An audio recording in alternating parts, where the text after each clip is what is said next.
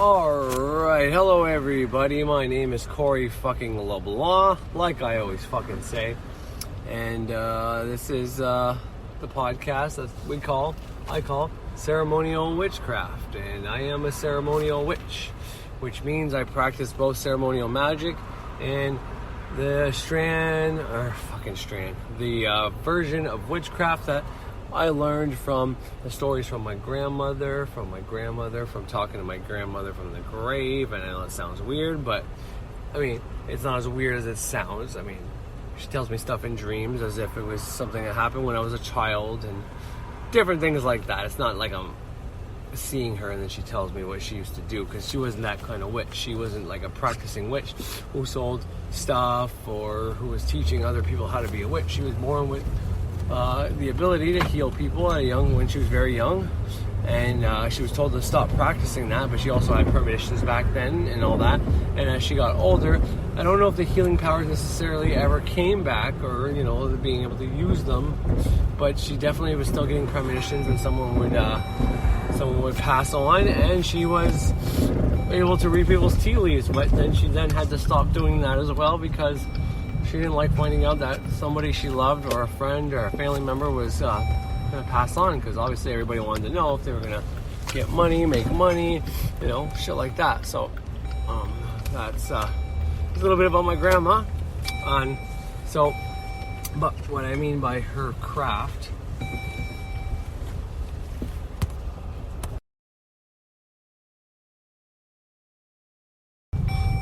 is I know my grandmother's maiden name before she was married to my grandfather, who was LeBlanc, obviously. My dad was a LeBlanc, so I'm a LeBlanc. But, I researched that and seen what her parents were, and I followed the line down to when it was actually in Ireland, basically. France. But then Ireland prior to that, but it goes to Ireland and to France, and then from France they got chased out down there and came down here. And so I think pretty early on I discussed that story and went into a little more detail. But so from there I was able to research what traditions were popular back when they basically, where Ancestry.ca or .com was able to tell me when they got chased out of France, basically, from Ireland, because they didn't really get chased out of Ireland or anything like that, but it's not very specific. But they start branching off, and maybe it's people moving for work, maybe it's people just moving to get away from people, maybe something bad happens and you want to kind of start a new life somewhere else, who knows. But something happens, and a lot of the I won't say the name, but I did in a previous episode, so if you really want to know, you can go back and see the name and search it for yourself if you don't think I'm bullshitting. But point is, some of them stay in Ireland, some of them go there, and then I follow the ones that went there, only because the ones that go to Ireland later on go other places as well, but just kind of sporadically. Maybe they were popular, maybe they were royal, maybe they weren't, maybe they killed, who knows. But the ones I followed to Canada, because, well, that's where my grandmother came from. Therefore, by following her last name this way, because you kind of follow this in reverse. So I follow my grandmother's name, and then it keeps going back this way. But when I tell you the story, I'm telling you the opposite way of how I figured it out. So if you're wondering, well, that's how it kind of plays out. But anyways, so followed them from France. From France, they kind of leave over and they come over this way, and then there's people that come to the shore down here, right? Like I said before, the people that came on into Canada from France that were chased out, they lived among the native people, and even the native tribes will confirm this. What I'm saying right now, they will confirm this. People in Nova Scotia, Newfoundland, Prince Edward Island, all those places. And from there, Maine, the state of Maine in the United States, is kind of just below the east coast of Canada, basically. Near like as east as Quebec goes, they're like lower than that. So that's kind of where I follow it, because then a lot of these people, not LeBlanc.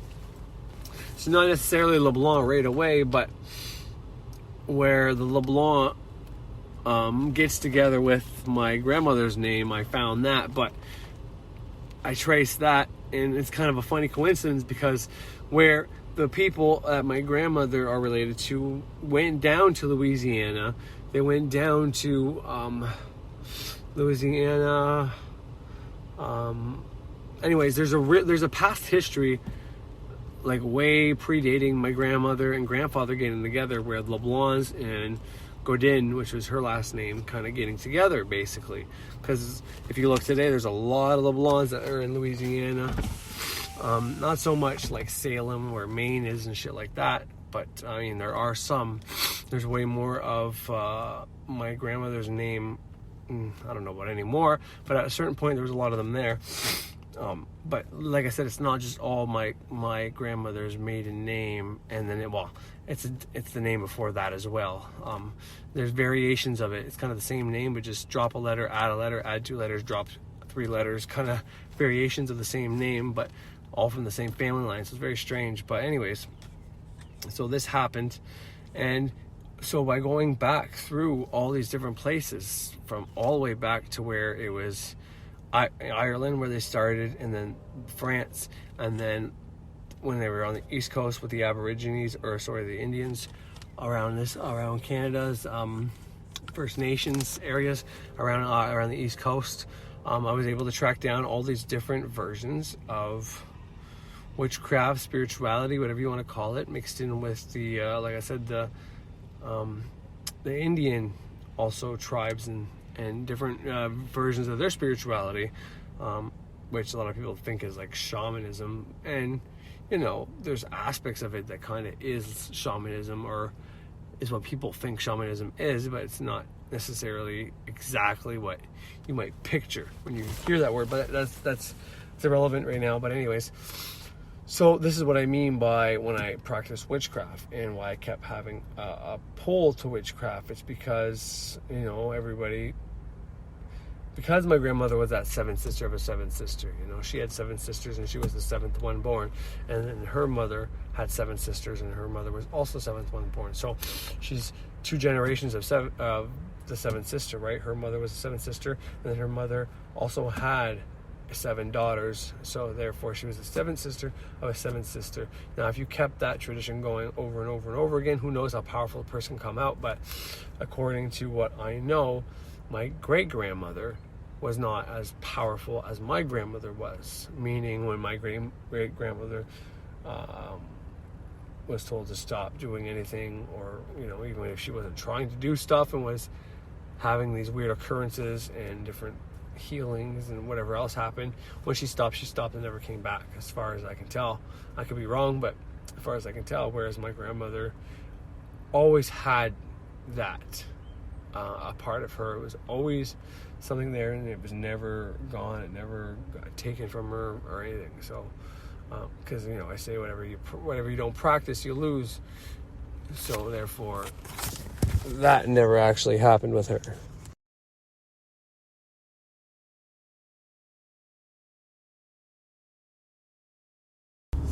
Now, she probably did eventually stop not doing tea leaves. I mean, she probably could get those skills back or whatever, but before she passed on or whatever, I think one of the last, unless she was keeping it to herself and maybe not telling us anymore, but she used to tell us stories about when bad things would happen. And there was ones that happened when I was a kid before she passed away, my grandpa telling us the story about bed shaking, him waking up and seeing my grandmother not convulsing, but something like that. But then he'd wake her up, so it's not like she was having a seizure or anything like that through her dreams. But point is, she was still having events happen to her kind of through dreams, even though she wasn't using her power. And, that's kind of what was happening whenever she was doing someone's tea leaves. But anyways, point is, that's where the witchcraft part of the ceremonial witch comes from. Now, ceremonial magic is something I had no idea what ceremonial magic was. I was all completely new age, and I started learning about ceremonial magic. Basically, I found Frater Xavier's page, and I binge watched him. I tried to watch everything in one fucking day. Obviously, that didn't happen. Fell asleep to his voice, then went back and listened to all the videos that, it said I watched, but was just on autoplay. And, from there, I found the book, Kabbalah, Great Work of Self-Transformation. I found the free PDF after a while. I started watching Birch, and I got all like the intros to witchcraft, where he gives books, podcasts, things you should listen to. I listen to probably almost everything I was able to find. Read or listened, because the ones that are listening to books, almost every single one I could have found as well, that he allowed me to, that he gave freely, so started branching off, and I found a lot of things from there that were consistent with my grandmother's, and then when I say grandmother's tradition, I'm talking about where her family line points to that tradition, basically. Speaking, that's kind of what I mean. It's not necessarily like a tradition she handed down or had books about. She had some kind of gift, but I wanted to see, seven sister over seven sister means, she could get some kind of gift from, let's just say, the heavens or wherever we get our birth gifts from. Does it necessarily mean that comes from your bloodline? I don't know. I'm not really positive about that, but I like to believe that our programming has something to do with becoming a witch or magically inclined or not. But, does that write that in your DNA? Like, what comes first, the programming, and then you look up your astrology chart, and your astrology chart's a certain way, or is your astrology chart that way from the minute you're born, and then whether you have the programming or not, does it change? Who knows? But the point I'm trying to get at is just, I didn't know which one it was at that time. So knowing my grandmother was a witch, or thinking she was a witch, seven sister of a seven sister, I decided to look up her family background and find what craft she may have came from, and there's multiple ones, and so I studied each one. Not necessarily practiced each one, but a lot like ceremonial magic and other witchcrafts, what I do is I adopt the things I like, resonate with, or the things I would like to do. Anything I find useful, I take on. Anything else, I don't.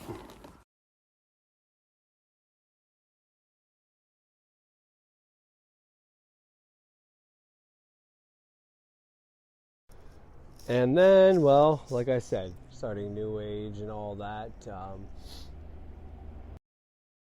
Sorry, everyone.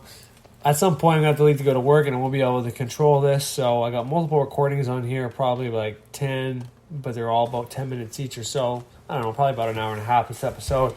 And if you hear dead air, for some reason, whenever I transfer them from my phone into the speaker app on my phone, because I'm playing it from my phone, there's always like a 30-second extra at the end of like time. So I don't know if that's put there on purpose or if it gets added to it somehow. I don't really know how that happens, but every single one of these recordings, there's some of them that I might have dead air at the end of them that I did by accident, and other ones I normally cut off right at the hop. Someone's coming, so I hit the stop. You know what I mean? Done.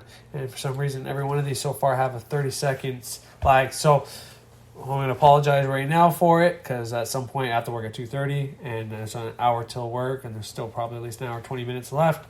So at some point I won't be able to push this. Probably after 2 o'clock I won't be able to keep hitting the play. So you're going to have a 30-second delay between each one, because it's on the auto DJ and it's just auto play. So anyways, I apologize for that. If you're wondering why there's dead air between them, that's why. And I'm going to have to look into why the fuck that happens. Maybe figure out how to fix it. But for today, unfortunately, you're going to have to deal with it. So I'm very sorry. And once again, thanks for tuning in. All right, back to our regularly scheduled program. I think it was actually, I don't know if I'm pretty sure I already said this, but it was, I might have made it sound like I started the witchcraft thing first, but it was definitely ceremonial magic. Sorry. Definitely the ceremonial magic that I started first. And within that, when finding Birch and, looking up all his information and doing that kind of research with his stuff, that's whenever things got a little more on the witchcraft side. And, part of that reason was actually because of the fact that I, like everybody else, I'm impatient. I was impatient. I was ready to get to the next level. I was ready to do the next thing. I wanted to get right to the next elemental grades. But I had this notion that, I wasn't ready. And that's one of the reasons I did the first grade twice. And then I did the elemental earth grade, kind of twice. But, sorry, I'm losing my train of thought. But anyway, but because I felt like, I should keep going along on this, doing this initiation. And I should follow it, do it the right way. But it doesn't mean I can't manifest things first. And so from there, And at this point, I already justified the manifestation I got when I left my job, and I thought it was all just because of the New Age stuff I did, and then, going into witchcraft because of my grandmother's background and the little bit I knew about programming, the fact that I was taught that she was a witch at a young age, and that was programmed in my head that was a possibility. From there, I was able to, I helped, sorry, I'm kind of tongue-tied right now, but it helped me justify the fact that, well, that might be why that manifestation came pretty fast to me. And so I should be able to do magic right now. And, I'll just keep it simple and not go above and beyond anything I shouldn't do, and try to use my judgment in a proper way to get what I want and figure out what I want. And this is where I started doing divination stuff, because I figured if I can do a divination and, whatever's around me, whether it's using my ancestors, depending if it was like tarot or just using astrology. And for astrology, the kind of divination was basically looking up, having my birth chart and then seeing how the planets lie, figuring out what all those meant. So, like I said before, you can take your astrology chart in many different ways. You can use it biologically, like what different things may or may not go wrong with your body. Then you could take it from a future and a past kind of history as like a timeline. Therefore, using it day from day, day to day, what points of the day you can have the most energy, which days you won't, which points of the day are similar, where my Saturn would be in those hours, which should be the part of the day maybe I should try to stay away from anything that might provoke me, and and then you can put that into month and then years, and then if you need to figure out how that kind of works, well, then you put it in the scope of where your first memories. And I went in depth on when I think I may not have had the episode, but I'm pretty sure I have. My first memory, though, I've said many times, was at the age of pre-kindergarten at 4, and I was being called a liar by my teacher and my mom, and they gave me the out saying, well, basically what I said was my mom was pregnant, and she turned out to not be pregnant, and that's the first memory. Before that, I don't remember a goddamn thing right now. I'm sure at that time I had different memories, but as it stands right now, that was my first memory. So the point of all that is so I can make a timeline. So can I find this on my chart? Okay, well, that's probably, the sun is technically the day you were born, right? But if the sun is my identity, well, then you could maybe say, well, did I have an identity yet? Well, no. When I was in grade 3 is when I think I developed my identity. In grade 3, I went to a new school, and when I went to that new school, there was a lot of new kids, and I was kind of a shy kid, but I didn't want to be a shy kid because there's many girls there I thought were attractive. And I know in grade 3 you're like, what, 7 years old, 8 years old? But I was very into girls at a young age, I guess, and not like in a sexual way, obviously, because I had not hit puberty yet. But point was, I wanted them to perceive me a certain way. So I think the first week I was there, I got into a fight defending my friend, because that was the identity I wanted people to portray me. Now, I was playing hockey and stuff like that, and I liked playing hockey, and I used that as one of those things to kind of think I would say I was a jock, but then in the same sense, I was a skateboarder too, but that kind of developed on later. But, my first identity I would say, was grade 3. So that was where I used my birth chart saying, okay, well, grade 3 was basically the first house. And then I kind of go from there on my chart, and I tried to figure out different specific milestones in my life or bad things that happen in my life that are in my chart. And then from there, I was able to develop a timeline. But anyways, that's just a little bit of fruit for thought for how maybe a different point of view and a different way to use your birth chart to use for divination and, seeing future and past events and on other people's stuff. But anyways, so because I wasn't done the initiation yet of the Zelter, or sorry, holy fuck, I can't even think of the name, the neophyte grade, I would use divination before doing any kind of manifestations, using sigils, whatever the case is. And I figured, well, I can talk to my ancestors, I can do this, and that obviously wasn't developed yet, but that took practice. And like everything else, it was just like, oh, this is hopeless. And then one day out of nowhere, I tried it again after giving up, and boom, it worked.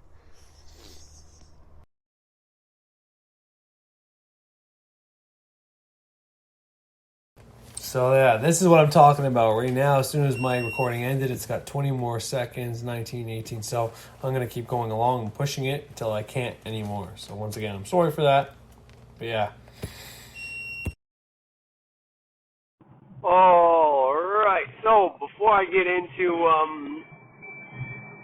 don't really know what I was going for, but probably like a timeline of how I started doing my ritual work and manifestation. I guess I don't know if that'll be useful, but that's kind of what I'm going for here. But when I started making this episode, it was on Saturday, I believe, when I was in Ottawa. We were trying to figure out what we were going to do with our car. My wife feels that, anyways, that doesn't matter. But I started making this episode, and, I didn't know what to talk about, so I decided to talk about manifestation and ritual, because in my last episode, that's what I said I would do.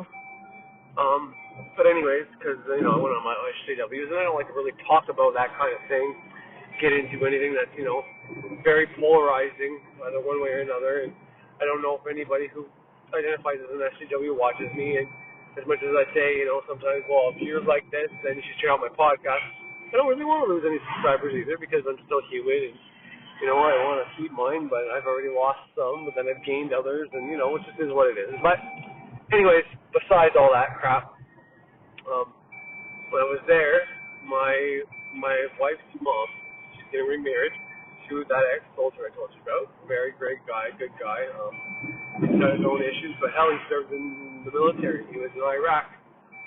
He's also a prison guard. He's also police foundations and all that, trying to be a cop, and he's the one that actually told me that back then, if you're trying to get anywhere, whether within being a guard, being a police officer, even in the military, the way to go up the ranks is actually to join a Masonic lodge.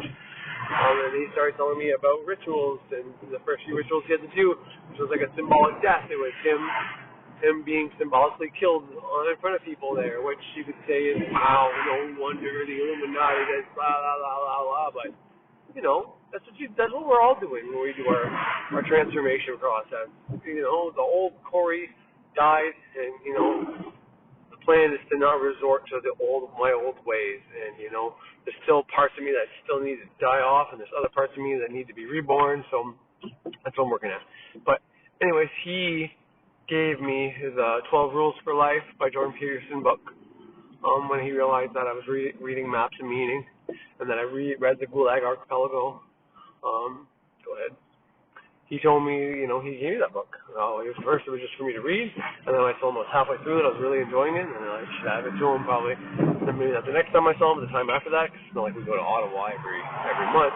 The summertime, probably like once a month, but anyways, he asked me if I knew what happened to Peterson, and for as much as I listen to Peterson, I don't really pay attention to his drama.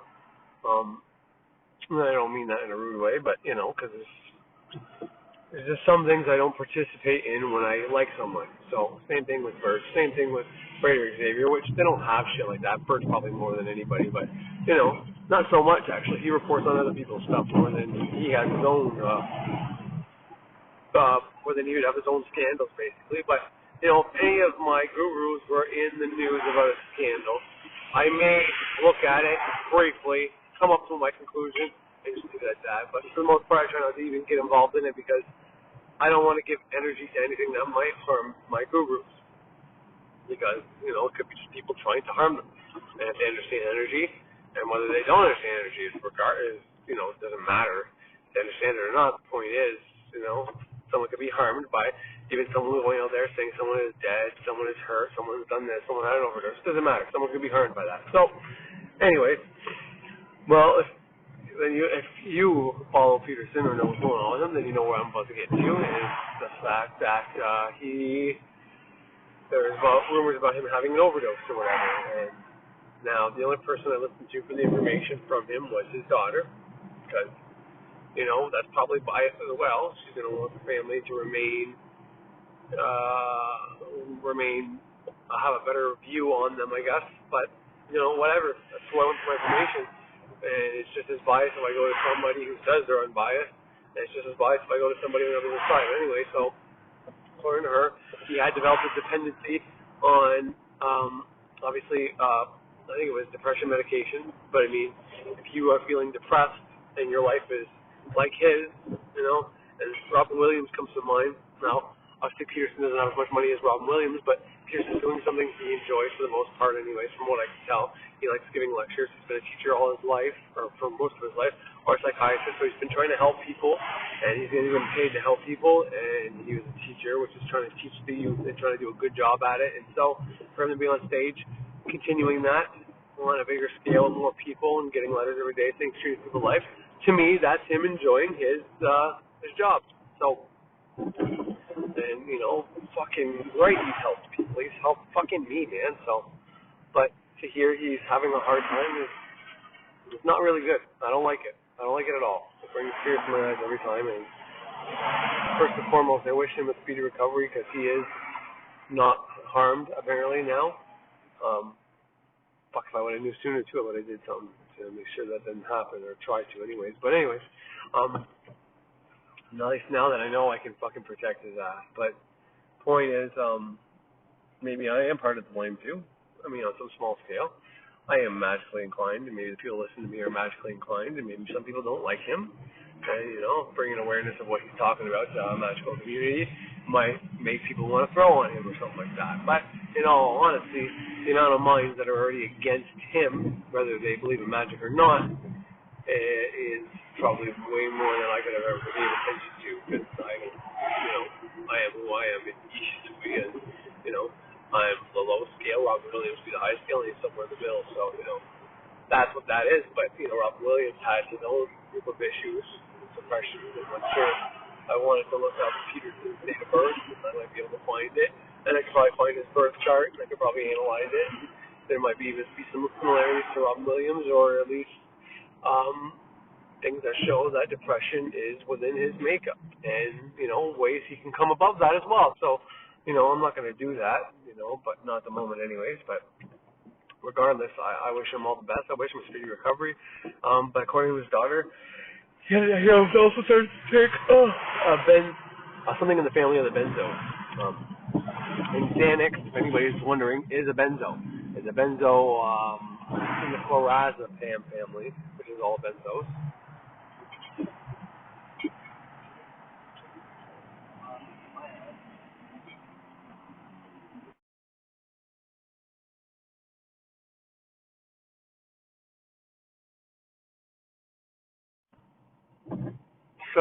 So he's had some dependency on the benzos, which is in the clonazepam, which is the Xanax type of pills, which have multiple uses. I know this because both my brother-in-law and my oldest son have types of epilepsy or have seizures, and if they ever have seizures that last too long, my brother-in-law is worse than my son for it being a probable long-term seizure, which could make a lot of damage. Therefore, he's got a spray that we would spray in his mouth, and that medication, as soon as it would enter his bloodstream, I guess, or his system somehow, it would stop the seizure's effect. So this kind of medication has uses, very special uses, and is given to people who are likely epileptic and stuff like that. So, I don't know how else it's given. I know people with alcohol dependencies also are given benzos. I'm not stating that Peterson is epileptic or needs to take or is an alcoholic, but he was prescribed those for a reason. And what happened was, according to his daughter anyways, was that the reaction between both, I want to say the depression and the new benzo pill that he was taking, and I can't remember the name of it, and to me it's really not important. None of the specifics about the pills he was taking are important. But anyways, the reaction was kind of like an overdose reaction. It wasn't necessarily that he overdosed on benzos, that he overdosed on his depression meds, that he was taking any opiates or anything like that. As far as I can tell, he wasn't, but I don't know. But as far as I can tell, what happened was the reaction was that of an overdose, and I don't understand that one bit. How chemical reaction between two different kinds of medication created an overdose effect, but that's what his daughter said, and because I don't understand how it doesn't make it not true, and who knows. what is true, what is real, what is what. I don't know. I'm not here to tell you that. I'm here to tell you what his daughter said. But more importantly than that, I'm here to tell you that he's not going anywhere. He's going to come back. And as soon as he's ready to come back, he'll be back. Now, it doesn't matter what shape or form that takes. Are you fucking kidding me? I forgot all later. Shit. Doesn't matter what shape or form that fucking takes, to be honest. I just can't wait till he's back. Starts making stuff. Obviously, he probably won't be ready for a while. But all power to him. This could be the body's way of telling him he needs to take a break. Maybe he was addicted to helping people. I could certainly see that. I mean, my podcast is not even close to anything he does with views or anything like that, but whenever I make a good episode, I'm excited about it. Whenever I think there's something in there that's going to help people, I'm excited about it. Just the whole creating process, I'm excited about it. And I can only imagine on a major scale going out there and talking and thinking and channeling, in my opinion, but getting all that information through spirit, through, whatever, it's got to be exciting. It's got to be something to live for. And, all the shit in the middle, preparing and getting ready for it might be a little much. And even the questions and answers after might be a little much as well. And then getting all that hate in between, it's got to be a lot to handle. But it's the fact of the matter, that wherever he's doing it, he probably feels great and he loves the answers he gets. He works things out at the same time. I mean, it's awesome. All the power to him. And, I mean, that might have been addictive and all on its own. And I guess that's what I'm trying to say is that, maybe he didn't want to stop, but he should have. But Edgar Casey comes to mind. And when in trance, when doing his regressions and his mediumship, and he was the actual medium, he was told that he can only do, I can't remember the number now, but he had to do, like 8 a day. And he'd be able to live to like 96. And he was able to smoke 6 to 8 cigarettes a day, and he lives to 96 or whatever. But the point is, what he was doing was taking energy out of him, and he couldn't sustain it, doing 12, 16, 20 a fucking day. And he didn't listen, he kept going. And, maybe that's part of Peterson's fault. And there maybe is only a certain amount your brain can handle by getting all these thoughts and working out these problems. Because you do get pretty tired after thinking about shit too long. I remember the first few times I got these big insights. Whenever it was all about, my first one, all about numbers, numerology, was in the kitchen.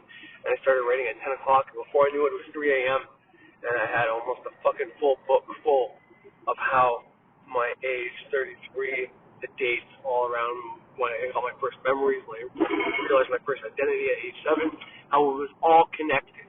How the numbers from those years added up to either 33 or 11, which, was just 2. But then, anyways, it all connected. It was amazing. And it was like only something that I could probably understand.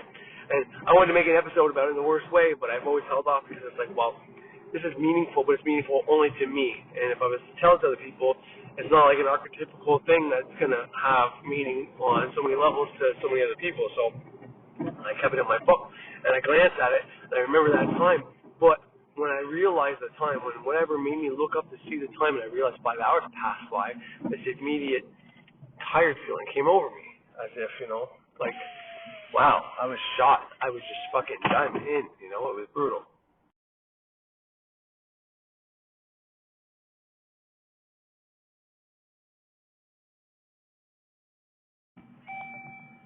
I guess that's kind of what I mean. So there is such a thing as mental fatigue, mental anguish,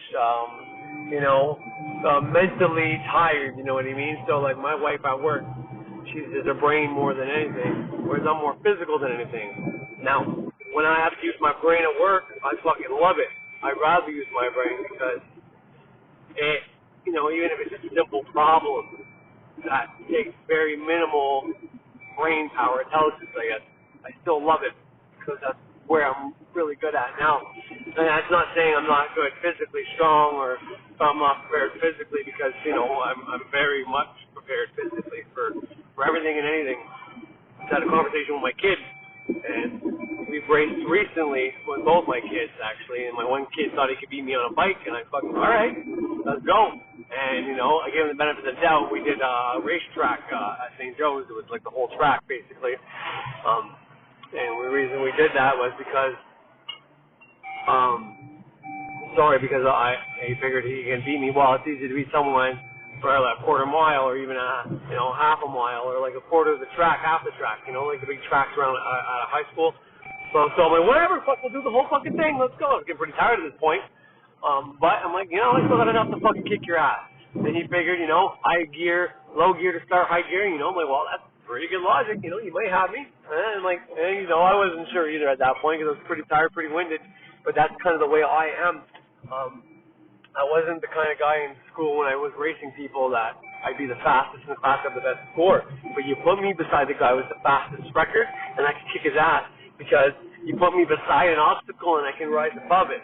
But for me to just try to go against a time obstacle, like, say, hey, you gotta beat this time, unless I'm watching the time, like the whole time, I can't really do that, my body's not gonna go fast enough or whatever. But whenever there's a physical person there beside me, I can, there were a few guys that could beat me, so I wasn't the fastest in the school, but man, like, we had some good runs at it. Like, I was hard-headed, so I'd be like, well, 2 out of 3, they beat me the 2 times, but I would beat them 1 time, you know what I mean? So I was up there, and, the argument I had with my kids, because, like, even when we did the whole track with the kid on the bike, I still kicked his ass, He started catching up to me at the end because I was slowing down, because I was tired mostly, and because, I wanted him to have, like, a little bit longer with that. We did 2 laps and all that. I said, no, I got to cut it off somewhere, but we did a quarter mile, we did a quarter track, we did half the track, we did the full track, plus before that, I raced you, and then I raced your brother, and then I raced both of you at the same time, but on foot, so it's like, man, enough's enough.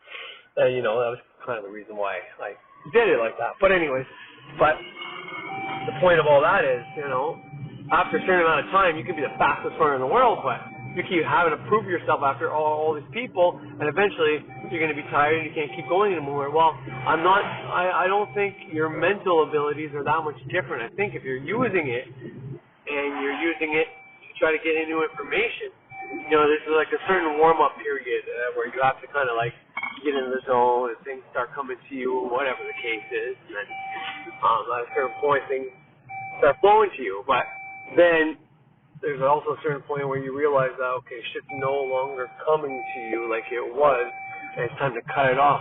And it could be because fatigue is coming in, therefore, you're not trying as hard to get the information, maybe. I don't really know, and that's something I could think about and maybe get more information, but, there's a reason I only go so long on my episodes. There's a reason that, he would say, I gotta stop soon. This is, I really gotta stop, guys. I really gotta stop, is what you'll hear him say at the end of his lectures whenever he's doing, when he's doing the fucking Q&A. So anyways, I think that's very, close.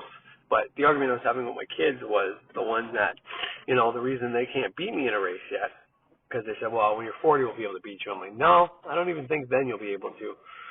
Maybe 50. Because that'll be, let's say, because I haven't been working out all that much. No, my job is pretty physical, and I'm only 5 months in it. I think somewhere around the 6 to 8 month mark at any job, even if it's a physical job, is when your body starts making muscle memory, and that's when you stop maybe sweating as much, and you start being able to do the job pretty well, and you start not getting as tired after. So this point isn't necessarily dangerous at your job either. It's once you pass that point where your muscles are doing the same thing in and out, and there's no longer any resistance there. And so, because before where I am right now, I'm still sweating, I'm still working, I'm still getting things done, and it's not easy for me to do it. Therefore, I'm building muscle, and you can kind of tell because I take my shirt off and everything still looks pretty good. My arms still look pretty good. My legs are sore a lot of days because, they're holding my weight plus the weight of whatever I'm holding. So, I'm getting a workout, which is kind of what I'm trying to get at. But once you pass that point where your body gets used to what you're doing, that now you're not in danger yet, because that's where the muscle memory builds, meaning if you stop doing what you're doing, your body can go back to it if you take a long period break. But it's once you pass that point where the muscle memory is there and it's no longer physically hard for you.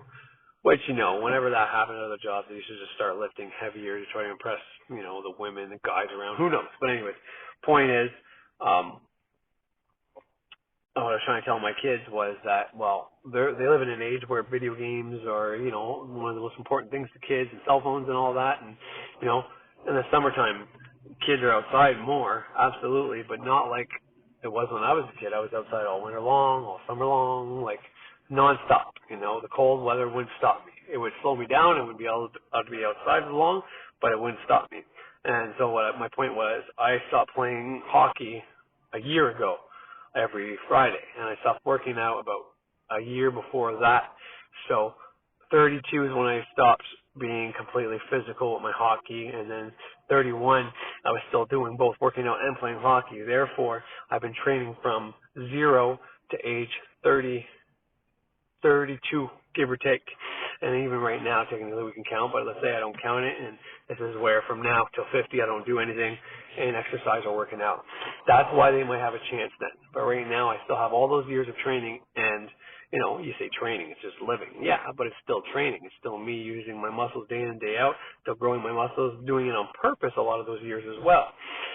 From 0 to fucking 15, not so much, but from 15 to 30, I started working out intentionally, and religiously, not every single time. I took time off, obviously, but, so therefore, and them, right now they're kids. They're still in the part of the time where I wasn't really necessarily working out seriously, but they're not aside half as much as I was. And I played both baseball and hockey, whereas Owen, he's in cadets, and he gets a pretty good workout there, but, and that is all year round. Whereas Austin, he's getting training now all year round, but that just started. Whereas he was playing baseball before that, and before Owen was in cadets, we tried him in various sports, but only once a year. So, and it's not to put myself above my kids, because I don't believe in that, but all I'm trying to do is motivate them. You guys want to kick my ass? I want you to kick my ass. If you guys kick my ass, it means I did my job as a father, but you're not going to be able to, because I was always on the go. I was always outside. I was always skateboarding, snowboarding. I was always playing hockey, playing baseball, playing football, running.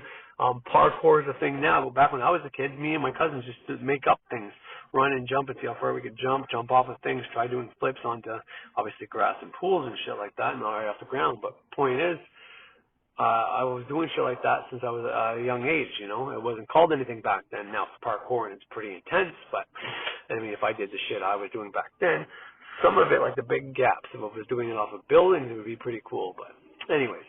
So the point is, so I guess that was the point, was, what I was trying to tell my kids was that, I've been training a hell of a lot longer than they have.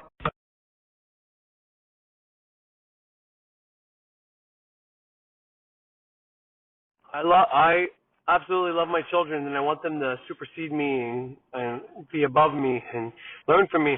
So I try to brag, I guess, because that's kind of what I'm doing. I'm not going to beat around the bush and be like I'm not bragging, because obviously I'm bragging, but I'm bragging to you guys. But, I do the same thing to them, and it's not because I want them to feel beneath me. It's just to illustrate the fact that, I've heard them say it to their friends. I've heard them say it. Once again, I'm not bragging, but it's like, fuck, he's good at everything, Or their friends will say something like, how do you get so good at skateboarding, shit like that. Because it's very seldom you see a dad on a skateboard nowadays, you know what I mean? Very seldom, at least in my culture, anyways, in my hometown. But, that's the sad truth that, I see some dads outside playing hockey. The other day I saw a guy playing hockey in his driveway with his daughter, and I thought it was beautiful. My daughters aren't really into hockey, but they have played with it because they know I like to play it. So that is what it is. But as long as you reciprocate that and you play what your daughter wants to play after, regardless if it's fucking Barbies or what, she plays hockey with you, you fucking play whatever she wants with her, But that's not the point. But I don't say this just to be above my children. I want my children to be bigger than me. And maybe this is the wrong way to go about it, but I don't know the right way until I do the wrong ways first, right? Which way is going to be the best way to motivate my kid to fucking go outside and train more if he wants to become faster than me. So that's kind of the point of this. But once again, I'm trying to illustrate the fact that this mental capabilities we all have, with practice it gets better. If you want to be an intellectual, you can. I'm very grateful that I'm an earth sign with mostly earth and water in my sign. And, what is Earth made out of? Well, this planet is made out of earth and water. You look at it from space, right? It's oceans and fucking continents. So, I'm very much earthy, Fire and wind we have, but, wind is above the earth plane. It comes from somewhere else. It comes from within this little ball, I guess. There are solar winds as well, which is air as well, right? So, the solar is not fire like people think. But anyway, so point is, if you're fire and air, you might be more, out of this world versus not more in this world. But that doesn't mean I still have those lines within my makeup too. I'm very thoughty, as you can kind of tell. That's a terrible word, thoughty. But I mean, what I mean to say is that, my two girls, the moon and Venus, which is water and earth, are in Gemini, for example. And then I have Mercury, another thought planet. I got the two earth and water planets in a thought sign. And I got the thought planet and an earth sign. So my earth and thought ratio is well mixed. Now my earth-water ratio with fire is not so well mixed, but, you got to work with what you got. But my point is, I guess, is when it comes to Jordan Peterson, he might have been using this to forestall going home and dealing with the fact that, because his wife does have cancer. That's a hard thing to bear, And, he might be thinking to himself, like, well, my fucking daughter was ill, growing up, and yeah, okay, she's better now, but maybe that's hard to see from where he's standing now, Once he gets through this, it'll be better just like it was for him and his daughter, because he's probably seeing all the years of sacrifice to try to get that to work out, and then now he's like, what, more sacrifice? Like, I gotta fucking watch my wife go through hell, I gotta lose my wife, and who knows why that could be, because he said it many times. Sometimes it seems like God is just making people, it's just the Cain and Abel story. It's like, there's nowhere where it says Cain sacrifices were just shit, and God hates his sacrifices. It was just God saying, well, you're not doing something right. If you're acting right, then I like you. So it's not necessarily about the sacrifices, because he says there is the times in the world where, people are fucking up because they're fucking up. They are doing it on purpose to fuck up, and they're addicted to their negativity, blah, blah, blah. But there are times where people are legitimately trying, and things just aren't working out for them. And, it's just like, well, where's the cosmic justice for, the people that do bad things get their justice, but the people that are trying to do good, where's their justice, a little helping hand? So, maybe he literally just brought this malevolence into being through the power of speech. If you're going to go on stage and say stuff, this is not critique, because I'm not critiquing him whatsoever, but he says it himself. Not in the same words as I do, but, his whole self-authoring program is people writing stuff, and then those things coming to happen. Now, he takes a psychological point of view, saying when you write, you have this now thing in your mind, and you're more likely to know what's good and what's bad, and you're going to stick those guidelines. Whereas I tend to believe more that, like, what you write happens, what you say happens, and if you don't know to banish and deny thoughts and reject thoughts, and accept the ones you do want, well, then you're kind of stuck with what you say or what you've written down, So, anyways, but, from his point of view, his daughter went through hell. He had autoimmune disease. He's been battling with depression. And then, things start going good. He's doing this biblical series. Maybe he has gratitude for things going better. Like, oh, God's helping me out, so I'm going to fucking teach people about God, Maybe that's how he's justifying it. I don't think that's his intention. But, when you're mad at God, you'll throw anything out there and be like, yo, I'm even doing this to fucking please you, and it's not pleasing you, And then maybe this was just a way for him to shut down and stop. Because maybe he thought, the more I do this, maybe I need to keep doing this. Maybe I need to teach more. Maybe I need to help more. And the more people I help, the more God will make my wife's cancer go away, or this go away, or that go away. And it's like, well, maybe he was doing too much. And the fact that he was avoiding his wife, trying to make her better through another way, is just, and this is all hypothetical. Like, I don't think this is any of the case. I don't think he's that kind of man. I think Jordan Peterson is way above and beyond anything. This is what I probably would do. Everything I'm saying, I'm taking the man, and whatever happened to him, I'm giving you the hypothetical of probably what I would do if I was in that situation. So don't assume this is what's going on with him, because, there's no proof of any of this. But, maybe he just needed to take a break, and this is his way of fucking getting a break. Who knows, fuck. But anyways, it's all good. I think it's pretty funny that somebody just drove by me and called me a big dick something. I don't even know. So a couple people in a fucking truck. Sorry. I was just trying to laugh because none of this is funny about Jordan Peterson. And like I said, I wish him a speedy fucking recovery, and I hope to God everything works out for him. But, the off chance it doesn't, I hope he doesn't become resentful and give up, because, everybody has to have their life lessons and their tests, all that shit, and, it just is what it is. not much you can do about shit that just happens to people, and people get diseases or whatever, you know? Who knows what was going on with his wife and all that? And I don't want to speculate on any of that because I don't want to keep being insensitive. I'm not here to diagnose or interpret what's going on with him because there's no way for me to fucking know what's going on with him. But all I wanted to stress was, you know, the mental capabilities of a human being are so vast and so strong and so powerful that, you know, we focus on the physical and all that, and that our mental capabilities are being almost suppressed. Now, I talk about TV a lot, and TV being something that, you know, puts you in a trance-like state, stops your manifestation from happening, and even worse, makes your manifestation focus on what? The commercials, the ads, the people who control the TV want you to basically manifest. But, and video games, I'm not completely convinced are necessarily doing that same thing, but in one sense they are. And that sense is the fact that you may not be in a trance, you may not be being forced to, you know, manifest something you don't want to manifest, or whatever the case is, you're consciously playing that game, but you're most definitely not performing magic when you're playing video games. You're most definitely, it can be anything from your phone video games to like an Xbox to a PlayStation, or just a computer, but you're not doing anything worthwhile when you're doing that. It's stopping you from going out there and getting what you want.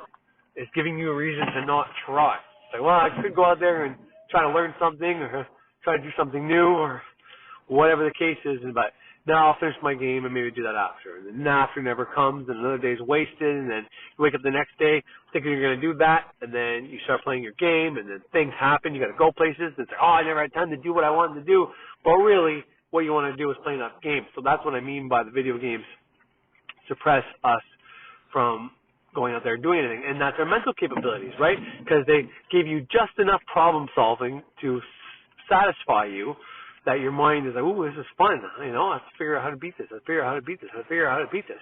But it's not necessarily useful or anything that's going to make your brain adapt or learn. It's going to, your brain has to get smarter for that game and that game only, but not for like a life situations. Whereas if you're at work and you have to use your brain, or you're at home and you're actually putting forth a good effort to learn something, read books and write and all that, well, you're doing a whole lot of good beneficial shit for your own mind. And there's no telling how far that could take you. You know, I talk about how much books I read and all the writing I do, and I'm telling you right now, I may not sound great, and I might be all over the place, and I'm hoping, you know, one of these days all that's just going to kind of work out, start being, like, really good and working out for me, but at the very least, I can say that the writing and everything else has really helped with my ability to pull in new knowledge and take knowledge from everything I look at and be able to find correspondences for it.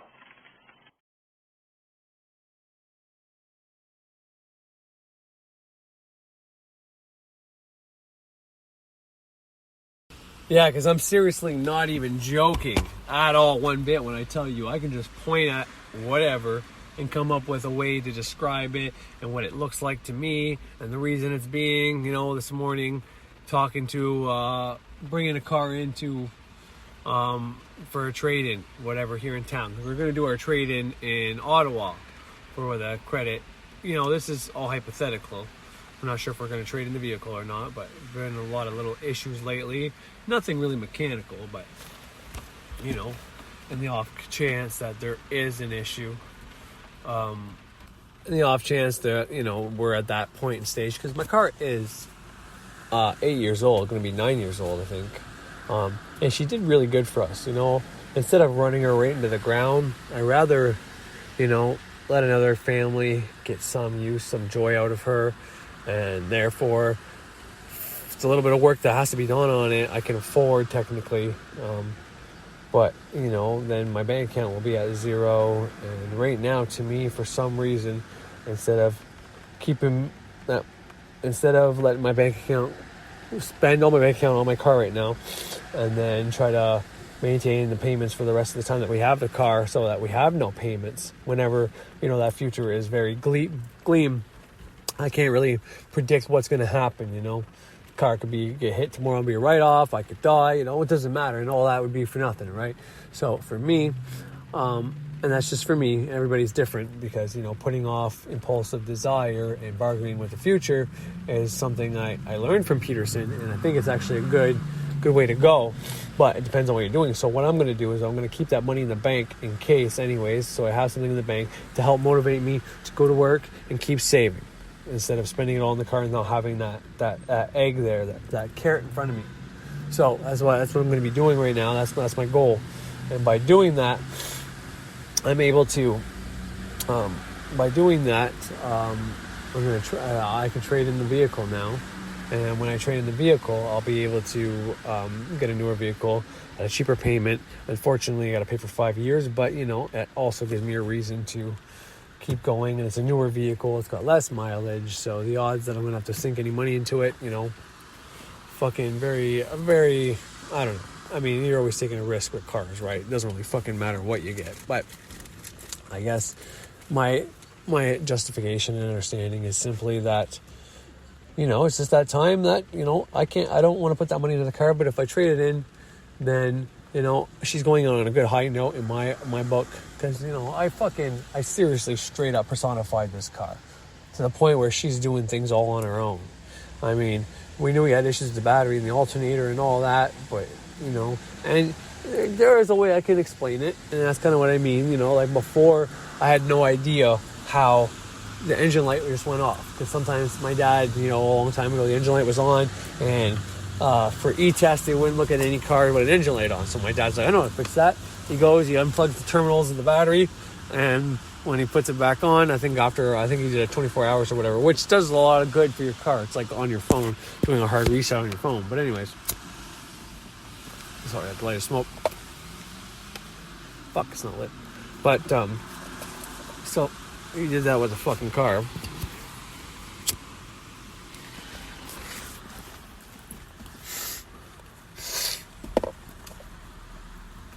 And sorry about that. There's a lot of people walking by me today. So he does that with the car, and then whenever he plugs it all back in, it's fucking good to go. The light's off. So my Dodge, my battery is nowhere where I can see it. It's actually in the fucking wheel well, in the bumper. Which is pretty shitty. Because, if I didn't have battery problems actually lately. It was an alternator that had to go, and I replaced the alternator, and then that alternator had to go, or that alternator had to be replaced, the one I replaced the bad one with. But anyway, so I wasn't able to do that. Or maybe I could have, but where I charge it or boost it, it's kind of connected, or it looks like it's connected to the fuse box. So I didn't want to fuck around with something I really had no idea doing. That's another thing that comes with knowledge. You don't just think you can do everything and then fuck shit up. You really know what your limits are. And from there, it makes you stronger, because then you can learn and not think and then never learn a fucking thing. But anyways, so the one day we get in the car and the fucking engine light's off. I may have already talked about this. And the engine light being off was pretty cool, but then we look and the clocks were all fucking reset. It's like, it was as if someone, we lost charge. We had to boost it, because if your battery dies, that happens. But that hadn't happened at this point, and no one unplugged it. So it's like, there's a loose connection, or something else happened. And this can be explained by the alternator problem I was having. But generally, the alternator, because it wasn't working, what it would do would take all the battery's energy. And that's why by the end of the night, my car couldn't start, because there was nothing left of the battery to start it. And the alternator wasn't working when it did start it. So it was basically running off the battery. So that's why things would go haywire. But that being said, and that's kind of what I mean by, I can point at anything and come up with a conclusion, because that's what I'm kind of doing here now. I'm saying, well, the alternator thing makes sense, and I justify it, blah, blah, blah, blah, blah. But all that being said, the car didn't die at any point then. So there's really no way to assume that that's exactly what happened. In all honesty, because, what had happened was, well, nobody knows what the fuck happened. But anyways, all this has been just to say that if you take care of your mind, if you treat your mind like a fucking muscle, and you actually put the time and effort into writing, learning, reading, even if it is to try to manifest your life, start writing down a fucking story of how right now and going forward, or you can even alter your past if you want, by telling you a story, whatever. But read as much books as you possibly can, and if it's all occult knowledge, okay. But you might want to read some philosophy, some history, something, even if it's about etymology or a subject you like. That doesn't matter. Just read some of the greats, read something that you want to know and learn, and you add that to falling asleep to a book, add that to laying on an actual book, and you're within no time you're going to have the knowledge. You do a couple sigils saying that you are very literate and you comprehend everything you read and you understand everything you hear, and your writing skills have multiplied tenfold, and your public speaking has multiplied tenfold and whatever, then you're going to be fucking laughing. Anyways, I'm supposed to be talking about manifestation.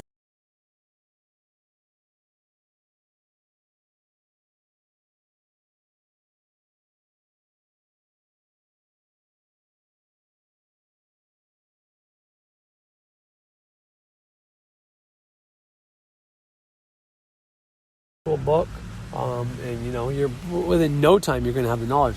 You do a couple sigils saying that you are very literate and you comprehend everything you read and you understand everything you hear, and your writing skills have multiplied tenfold, and your public speaking has multiplied tenfold and whatever, then you're going to be fucking laughing. But anyways, I'm supposed to be talking about manifestations, or my ritual, I guess my magical timeline. So I'm going to get back into that, but I just wanted to say that I was really sad to hear about Peterson, but I was also really happy to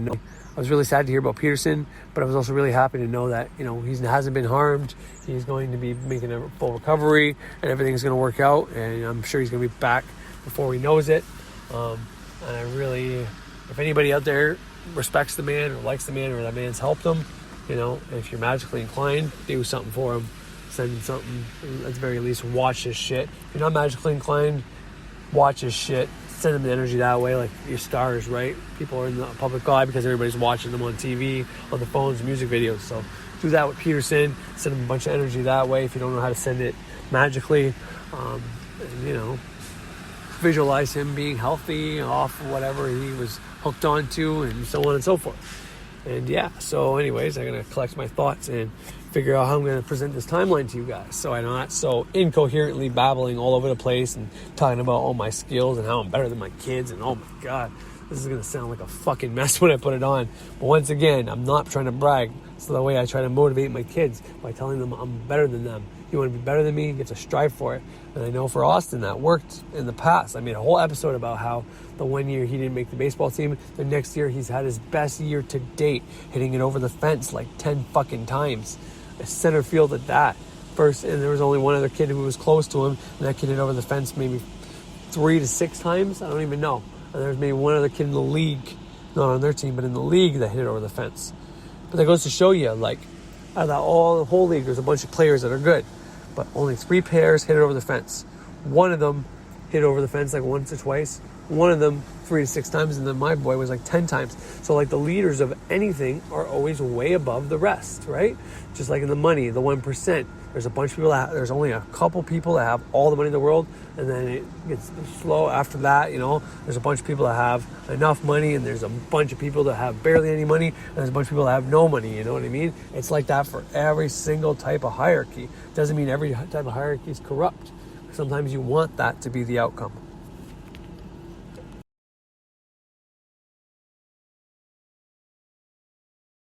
All right, so let's get back on to the task at hand, which is magic.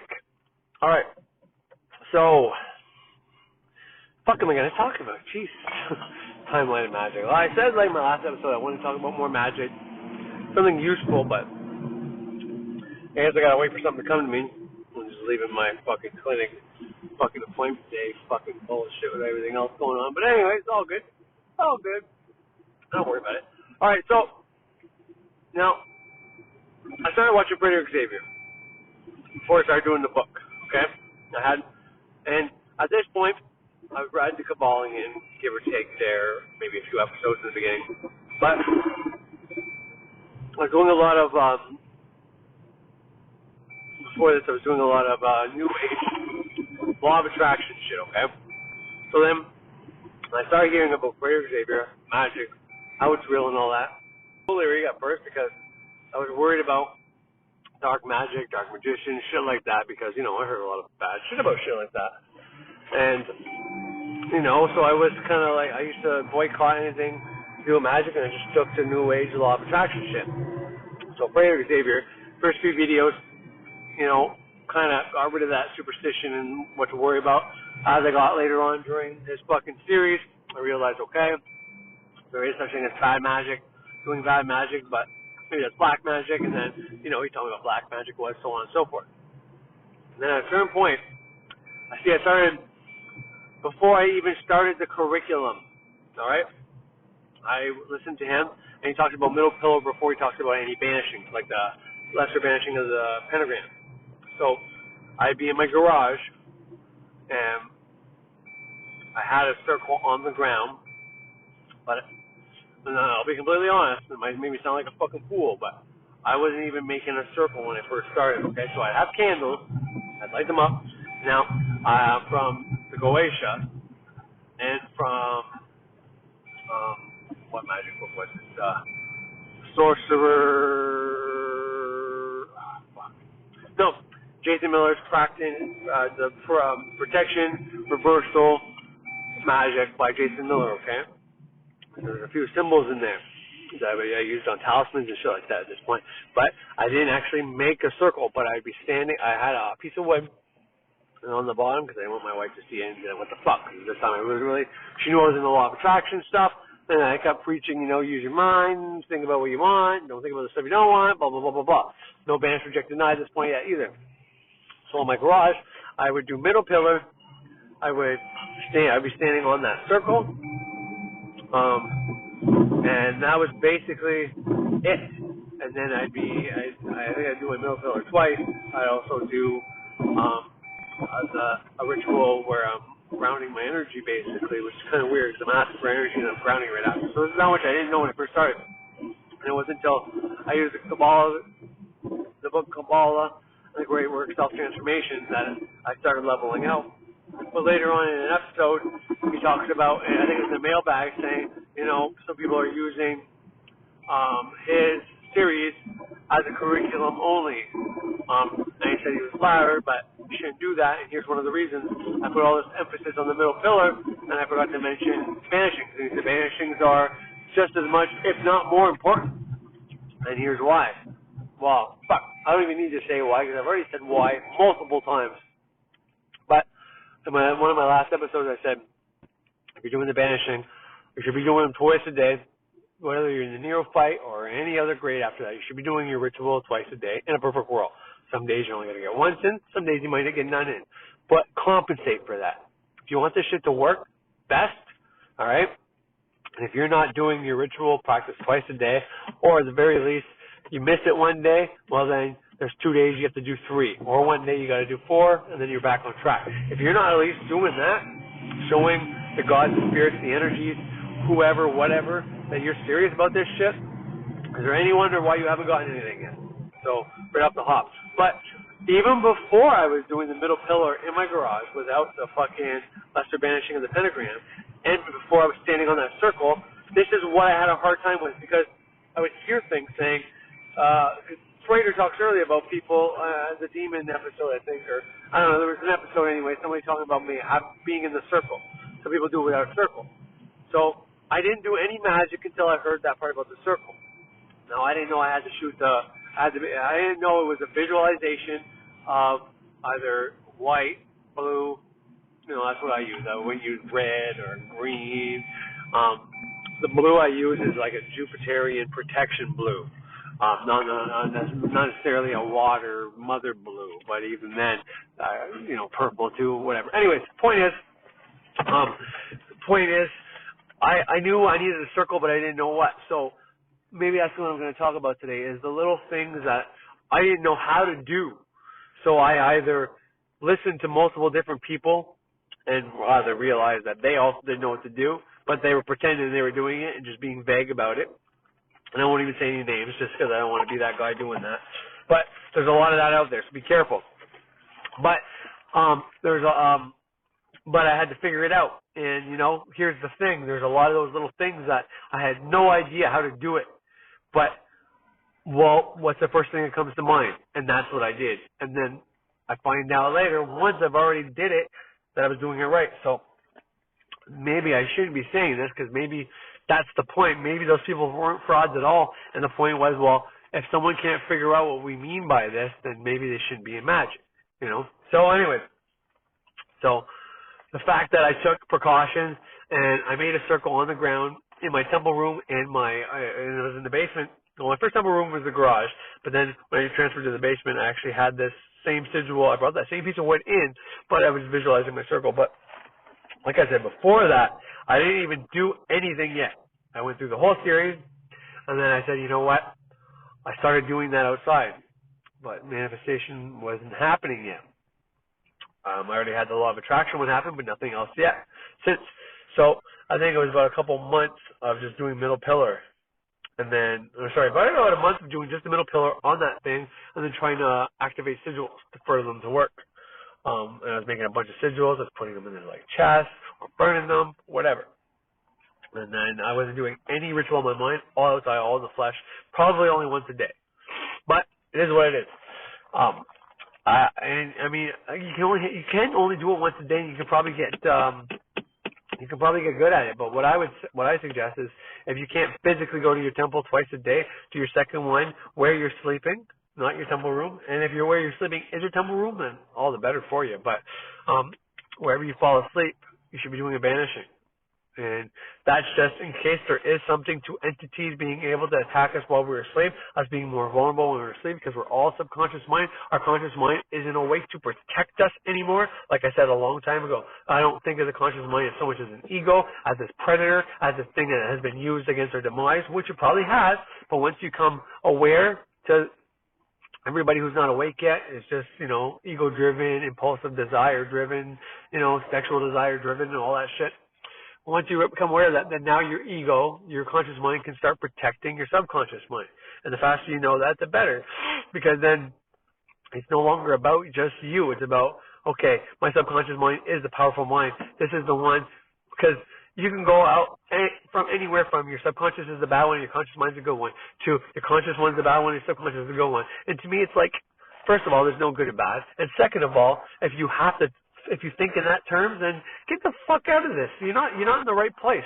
They're both good, but they both have bad sides too. If you want to think about it like that, they both have pros and cons. All right.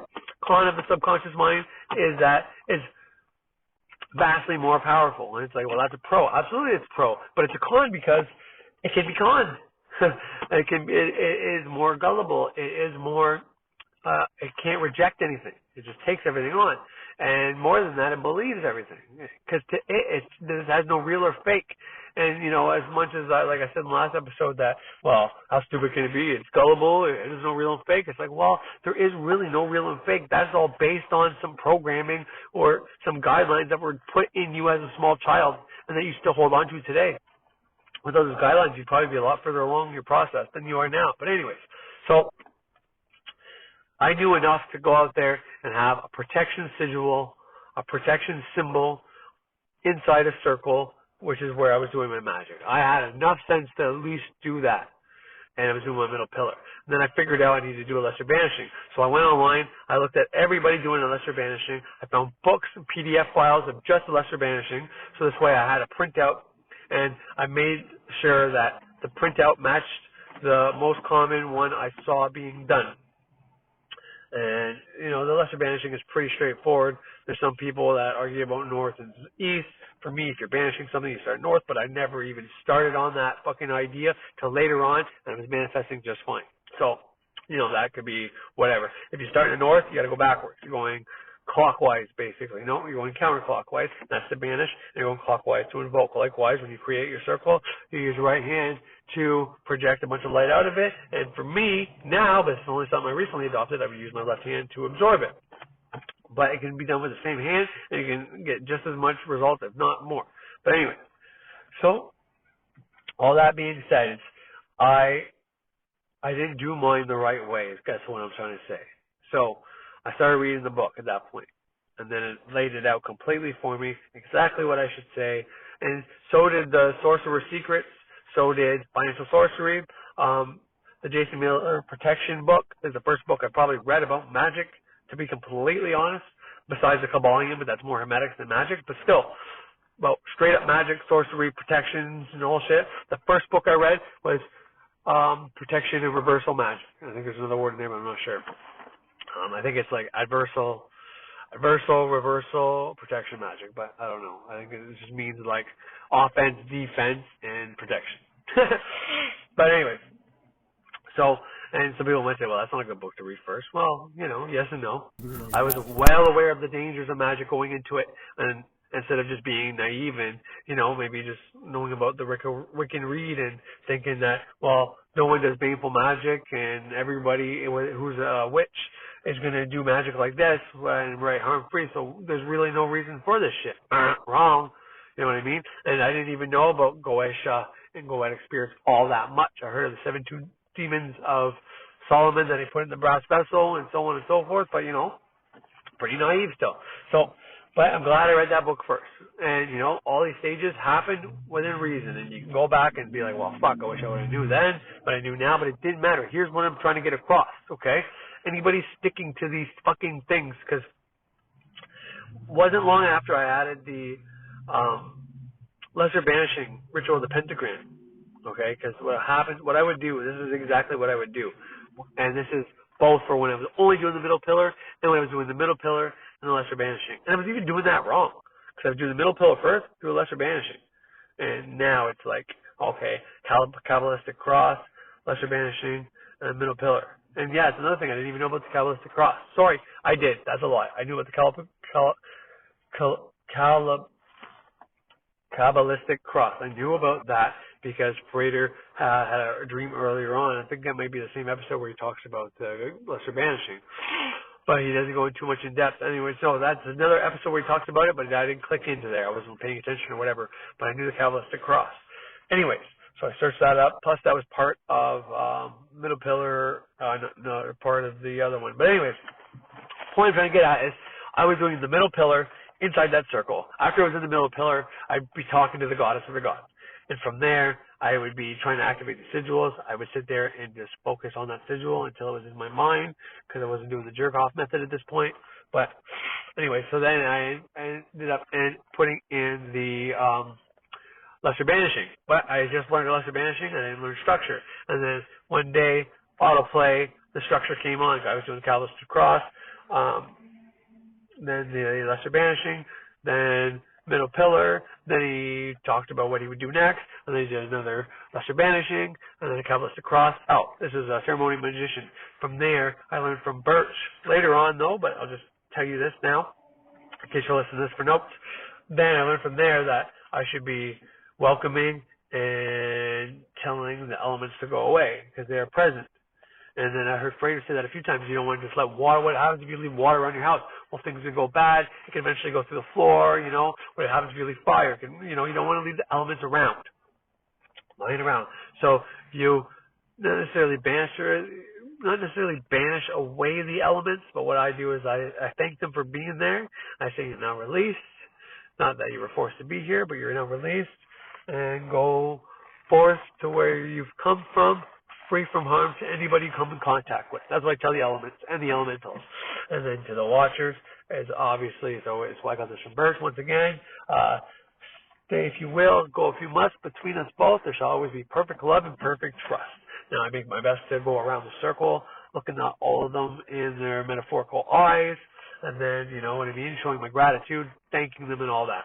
I even have a line now for planetary and any other deities and any other etheric spirit beings that might have been there, good or bad. I don't care. I tell them I love them all and I thank them all. Even the bad ones that have taught me the hardest lessons. Even the good ones that may have taught me the hardest lessons. Doesn't matter. Now that's today. Back then I wasn't doing any of that part. Just those three. But when I got the structure, when I finally heard the right structure, how it was Kabbalistic cross, well, first you draw your circle with your finger. You don't even need something there on the ground, okay? But it can't hurt either if you're worried about protection or if you're somewhere where there's activity. But so you draw, you project, you see in your mind's eye the light coming out of your fucking hand, creating fire, a ring of fire on the circle, a ring around you. Doesn't matter how you look at it. I look at it as fire now, and as soon as I'm done doing it 3 times in a row, it flies up in the air. And then I'm like basically hovering, and I go to Kabbalistic cross, which is when I go bigger than the world itself, where Mother Earth is at my feet, and I can't even barely see her, but I'm still connected to her. And even the planetary gods that are above me are also below me or within me, without me, but they're all smaller than me. The only thing bigger than me is a tiny little piece of light that comes and hits me in the forehead. But it has to do that because if I was to see its full, even as a giant, even as a god myself in my own mind, if I was to see the full force with my own imagination of the source light, it would be too much for me. So it shrinks down for me, but it's still way longer, way bigger, and way brighter than anything that I am. Anyways, that's a little bit about my structure of going. But none of this stuff I knew. I had to figure this out on my own, which is going by people's words and reading books and doing it. Now the book is very good and very descriptive, but depending on how you are, you might not get that. But there's lots of videos out there you can look up, and they'll tell you how they do it. And, the first time I watched some of these videos, it was like, so all I'm doing is standing there and waving my arms around and visualizing what I'm doing in my mind. It was like, what the fuck? How is this going to help me at all? And I had the longest time, it took me the longest time to wrap my head around what these things were actually doing.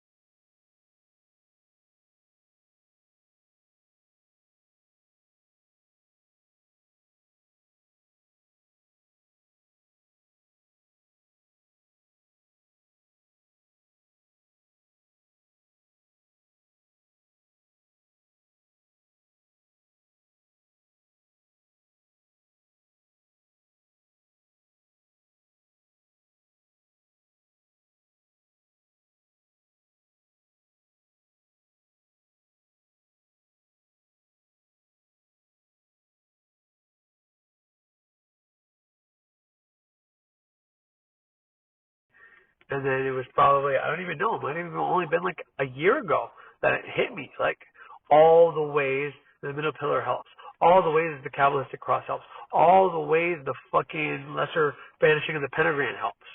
You know what I mean? And then at that point, it was basically when I was ready to go get out of the neophyte. Well, maybe a little more than a year ago, but still, I had no idea. And that's one of the reasons I tell you to do it where you sleep, because that's where you're most vulnerable. Vulnerable. Now, unfortunately, before bed, sometimes when you do the middle pillar, sometimes you get energy. Unless you're falling asleep throughout your practice the whole time. And if you're like me, if after you do it, you're not falling asleep anymore and you get up and have a smoke bud, you might be up for another 2 more hours. And call that what you want. I don't care what you think that is, but I'm telling you right now, do that fucking practice twice a day, plus you add that microcosmic orbit at least once a day in there, and you're going to have more enough energy than you need to you won't even need coffee. But anyways, so that's those initiation practices that you do within the neophyte. That is your temple work.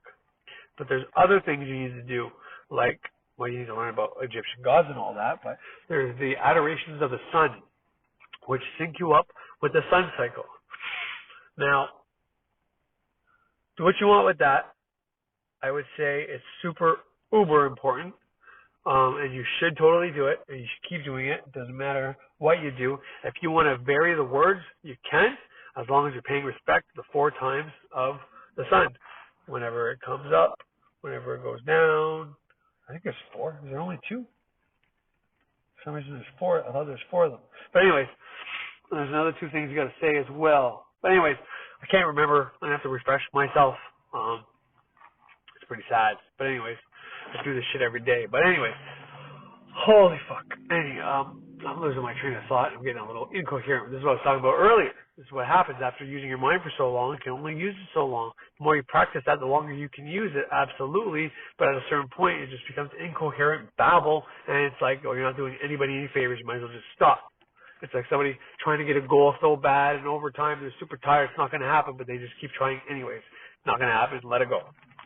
Anyways, so, but that's what I wanted to explain those things because a lot of people don't get it. And they'll look online, they'll see what's going on, they still don't get it. But you need to understand. This is the understanding you're supposed to get and not be given. But this is all metaphor for your mind. It's all metaphoric for your mind. And even more than that, you're actually in your mind. That's what the visualization is. It puts you in your mind, because that's what meditation is, I guess. It's one way to look at it, but you are in your mind. That cosmos you're perceiving is a cosmos of your mind, okay? Because your brain, your mind, it's like the solar system. It's you up in there. And because you're so big, it's easier to attract things to you. Likewise, you get attracted by other spirits. But anyways, that's a little bit about ritual and how it comes about and how you should be doing it and all that. But the sigil thing, I thought sigils had to be done in a circle. Now, Birch has a good video, or maybe it's in one of his episodes, but he talks about like attracts like. He's like, and that's how it works in the spiritual realm. However, here in the mundane world, opposites attract. So meaning if you want to attract something, mundanely, you have to ask for its opposite. Now, I always thought this was fascinating, and I need to do more research on it, and I have, but it's hard to come up with a conclusion on it. So, anything magical, you need to be in a circle to do. So, you want to make something happen in a circle, and this is where I thought maybe sigils had to be. Sigils had to be done in a circle. But the sigil, by definition, is you are writing down your intention that you want. You turn that intention into a symbol. So the symbol is what you want. Therefore, you already have it. All right? And then, what do? You destroy that sigil. You no longer have it, but you put it into the ether. So you can look at it in a bunch of ways, and they're probably all right. So right now in the mundane, you no longer have that symbol, and that symbol is representation of what you want. So for you to have it faster, you got to visualize, which would be kind of like spiritual realm. Better if you do it within a circle, but even just meditating and doing it should help. But you want that thing to come to you, therefore you visualize it coming to you and how you feel in the moment when you get it. Now, back in the mundane world, you no longer have that thing. You got rid of its representation. You created a hole. You told nature, I have this thing, I love this thing. Boom, you got rid of it. Now nature needs to fill that hole, and you're specified how you wanted it filled and how you do not want it to be filled as. And not using those words, obviously, do not is a bad way to go, but point is you bind down the action not wanted as well within that. So, assuming you did all that correctly, you should be golden. You should be good. So, the amount of time that takes is how long you can perceive you don't have it when you're in the mundane world. Why? Why is that option, why is that rule so important? The rule of least expectance, as Frater or Birch, I think Birch actually said it, but said it and forget it, right? That's an important rule. If you do everything right, you need to add action to what you want. You need to visualize it happening. You need to put emotion into it. That's all great and fine and dandy. But if you're continuously thinking about it when you're in the mundane realm, because thinking is not magical. It's not spiritual. Not like visualizing from a meditative state. Okay? And even some levels, visualizing not in a meditative state, might be considered magical. I don't know. Make of what you want with that. My magic works, so I don't really need to figure these things out anymore. And in all honesty, this shit can throw you off if you try way too hard to figure it out because you think that's why your magic is not working. No, your magic's not working because you're either asking for something that you have no chance of getting because you don't have the means to get it. So it's going to take a while for that magic to create itself, and it's just easier for it to say, no, fuck you. You fucked up. You're not getting it. Or you're continuously thinking about it. So if you're always thinking about it in this realm as if you don't have it, all right, I guess I kind of fucked myself there. So if you're thinking about not having it, then you're thinking about having it because it doesn't understand not. The subconscious mind is one way you can look at it. Therefore, in the material realm, it's Opposites attract. Therefore, you're thinking about it as if you already have it. Therefore, it can't come to you. There's one way to look at that. Another way to look at that would be thinking is spiritual. So thinking is spiritual, and you're continuously thinking about you don't have it consciously, but using a spiritual thing. Well, in the spiritual realm, like attracts like. Therefore, you're saying, I don't have this, and if you needed to attract it, you have to do the opposite. You have to say, I have this, and it's so great with emotion, right? So there's two little things that might be able to help you get over these little bullshit fucking things that I was stuck on, and some people get stuck on. But all that is irrelevant. So within the circle, like attracts like. So that's when you have to put in those emotions. That's why I say anytime you catch yourself thinking about something, thinking about your manifestation, visualize it as if you already have it, and then you're golden. Now, if visualizing is something mundane, in the mundane world, well, then you're doing like attracts like in the mundane, but I really don't think visualizing, and I said thinking earlier was a mundane thing, but I don't think it is, because, like I said, the channeling comes through the thought process, and now you can do that through just regular thinking. I mean, at one point and who knows, right? It could have always been like this, and we just don't know. But I've studied a lot of channeling, a lot of channelers, and they say at one point, so like when seances were big and all that, you had to actually let the person take over your body, and that's why there were psychic mediums, and then there was channelers. Two different things, because the mediums didn't want the things, they didn't want to be consumed by their body. They thought it was dangerous. And nowadays, it's not like that at all, apparently, going by our modern channelers. Now, you can still do that process. You see Cryon and other people do it all the time. But you can also just listen, and things will talk through you. You'll get their ideas. And in some sense, I think it might have been like that the whole time. They just don't want to, they still want to mystify it because it attracts people that way, right? But it doesn't matter. Because if someone goes around saying, yeah, well, Spirit's talking in my head right now, I'll just tell you them, they're going to say bullshit, because it was made up to a certain way. So it's like the government saying, okay, if you really think aliens exist, well, why don't they just give us disclosure? Well, it's like admitting that they've been lying this whole time. Same thing with this. It's like you're going to try to prove channeling is real by starting off by saying all these other channelers were lying, and this is the real way. It's going to be like, well, they're lying. How do I know you're not lying? You know what I mean? So sometimes it's just easier to go along with the fucking fiction. So I like to just rather think, and so it's simpler, but you know my opinion now, but, maybe this is something that's developed, because that's what Cryon said. Maybe he made that loophole so people can start realizing this is how it's done. And then a couple of generations of programming in people's minds and forget about the rest. We can just drop off the fact that you have to be all pretending to let someone in your body. But, the psychic medium thing, too, I've already went over. I think that could be a different gift. That could be the clairvoyance where they actually see spirit and get the information from the spirit by seeing them. Whereas I think mine is clairsentience, and, by my sign, by all my makeup, that's what's in my chart.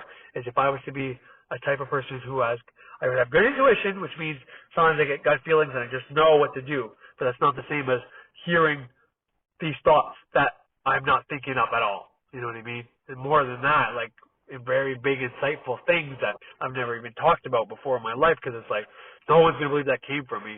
But anyways. So that's just a couple ways to look at this. So the mundane world, opposites attract. That's why somebody who's not like you, that you want to be, you're attracted to them, right? That's why movies of the hero really attract to us. Even if you are the hero type, you might not like that kind of movie. I don't know, but if you think or wish you were like a certain type of person, well, then you're not that type of person, and that's why you're attracted to that kind of film, those kind of films. Now, there are magical things within our regular life. And like I said, visualization is using your mind's eye, and not everybody can do it. Thinking, not everybody can do that. Okay? So to me, these are spiritual things. Okay? Physical abilities could also be something spiritually motivated. But to me, it's hard to know, because you can exercise and get better at that. Just like you can exercise and exercise your mind and get better, your mind and get better at thinking. So who knows?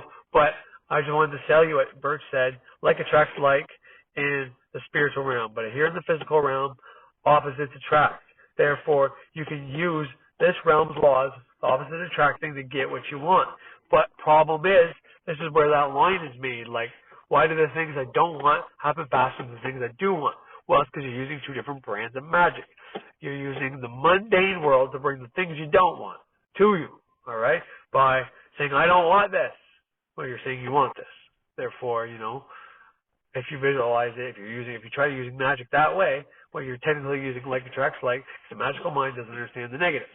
Now, if you look at it the other way, as you're, well, I'm using my conscious mind, I'm saying I don't want this. Well, then you're saying you're bringing things to you by using, by saying you don't want things. So I don't want this means I don't like this. And it means it's the opposite of what I want. Well, opposites attract. So you just created a magnetic fucking charge between you and the thing you didn't want, and it brought it to you. So that's why reject, banish, deny works great. That thought you have of that thing, don't say, I don't want it, because you're attracting it. That's like a magnetic charge. Well, if you add emotion, it's be a magnetic charge, but still, keep that in mind. That's a good thing to know, because even if you do need to add emotion to it to make that come, let's say, people do that all the time, who knows? But let's say you don't need to. Well, it's a good guideline to go by, because if you are stopping things before you add emotional charge into it, well, then you're golden. You're set.